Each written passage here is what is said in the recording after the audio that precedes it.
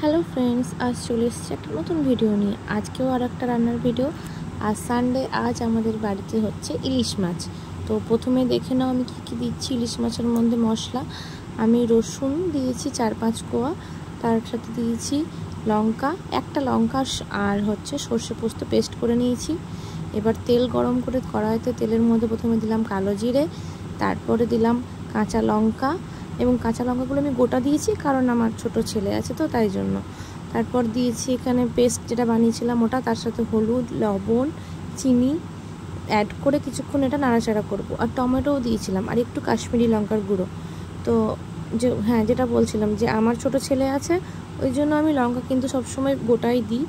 তোমরা কিন্তু চাইলে এটা চিড়ে দিতে পারো। তো আমি শেষে লঙ্কাটা চিড়ে দেবো বা করে দেবো। যখন একটু ফুটে যাওয়ার পর তখন আমি আবার মাছগুলো দিয়ে দিলাম, মানে রান্না করতে আবার দিয়ে দিলাম। এরপর সমস্ত মাছগুলো আমি একে একে একে একে মানে সর্ষের মধ্যে দিয়েছি। যদিও রান্নাটা আমি করিনি, আমার শাশুড়ি মা করেছে। এটা আমার শাশুড়ি মায়ের রেসিপি। এটা আমার খুব ভালো লাগে খেতে এই রান্নাটা। মানে ইলিশ মাছের তোমরা কীভাবে করো জানি না, ভেজে করো কিনা, কিন্তু আমরা কিন্তু ঝোলটা কাঁচা, মানে ঝোলের কাঁচা মাছটা দিয়ে ইলিশ মাছটা করতে ভালোবাসি। যাই হোক, ছেলের জন্য তুলে নেওয়ার পর আমরা কিন্তু এখানে আবার লঙ্কা অ্যাড করেছি সামান্য ঝাল দেওয়ার জন্য, আর একটু লঙ্কা গুঁড়ো অ্যাড করলাম। এরপর মাছটাকে আরেকটু হতে দেব, এবং হয়ে গেছে মাছটা অলমোস্ট। মাছটা বেশিক্ষণ লাগে না হতে, 10 থেকে 15 মিনিটের মধ্যে এটা কমপ্লিট হয়ে যায়। হয়ে যাওয়ার পর আমরা এটাকে নামিয়ে নিচ্ছি। আর এই যে মা রান্না করছে, এবং ওপর থেকে আমরা কাঁচা সর্ষের তেল ছড়িয়ে দিয়েছি।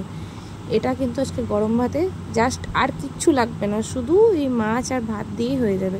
তবুও আজকে রান্নার মেনু অনেক কিছুই করা হয়েছিল, সেগুলো আর সব বলা হচ্ছে না। ঠিক আছে, পরের ভিডিওতে সব বলবো। Bye bye.